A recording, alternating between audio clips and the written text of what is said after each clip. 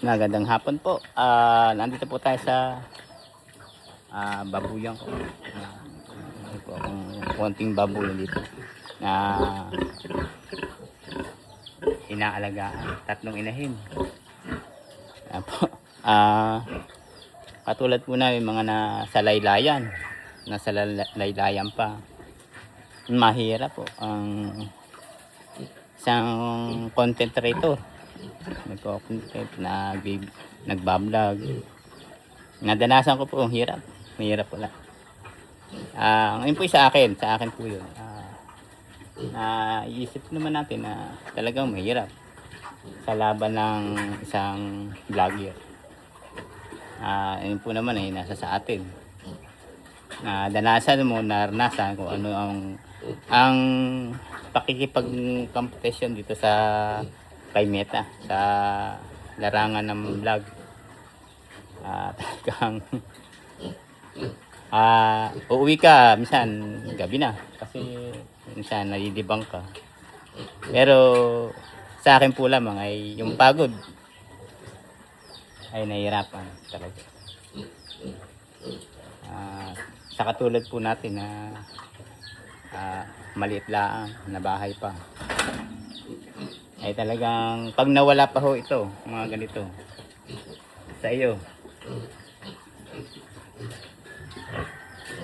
kasi nga po ay napapabayaan. Halimbawa sa pagbablog, malaki pong bagay na nawawala pa, nasa katulad natin nasa laylayan pa.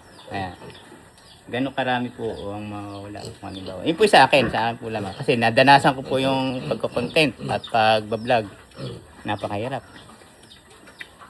Ayan po, kung halimbawa mapapabayaan yan, malaki pa ho mawawala sa iyo. Dahil dito ang nagbibigay sa iyo ng ikabubuhay ay kung mawawala pa. Kaya sa akin po lang, ang kunin ko lang ay pag-ingatan ng sarili. Mag-ingat. Yung kalakasan po at saka yung buhay, iisa lang sa mundo. Kaya kailangan konting ingat. Ingat, lalo ngayon po mainit. At kung ari po naman, kung magbablog, yun na lang. Yung pong may kabuluhan na lang. Hindi, yung pong may pwede. Yung may kabuluhan na lang. Halimbawa po ay yung talagang organic at totoo sa pagganap mo, yun na lang. Pwede po naman yun. Kasi nataasan ko hirap. Kaya tayo na po rin yung magtitipid sa sarili natin. Tayo na yung mag-iingat. Kasi para tayong suntok sa buwan, kasi hindi man kung mamonetize tayo o hindi. Dahil sa atin din naman yung pag-angat. Kaya ang akin pula, ingat sa sarili, sa katawan, at saka doon sa mga ikinabubuhay. Huwag alilimutan po yung ikinabubuhay natin. Dahil sila yun sa ngayon nagbibigay ng buhay sa iyo. Yan, mga alaga mo. Dahil siya yung bumubuhay ngayon. Kasi yung ating tinatrabaho ay, yung nga sabi ko, suntok pa sa buwan. Mahirap po. Kaya, yun po lang yung akin. Talagang nadanasan ko po yung pagbablog. Ayan po. Ayan po.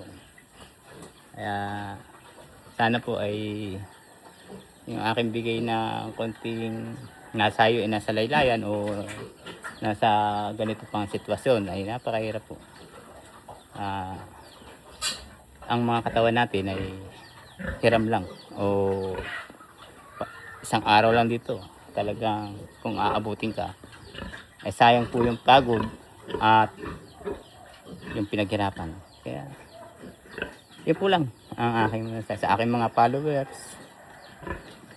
Matyaga nagsusubayba sa akin sa panonood ng aking mga content. Shout out pala sa iyo, Bernie Mihilya. Mihilya nga, Mihilya. Shout out sa iyo. At sa palagi mong subaybay sa aking mga content at mga video. Magandang hapon po sa inyo. At mabuhay at magpakalakas ang mga lahat ng nagko-content o nagbablog, dahil ang kalakasan ay para hong nahina din. Yun po, magandang hapon. Salamat po sa lahat na yun po yung akin ha, akin po yun, sa akin lang.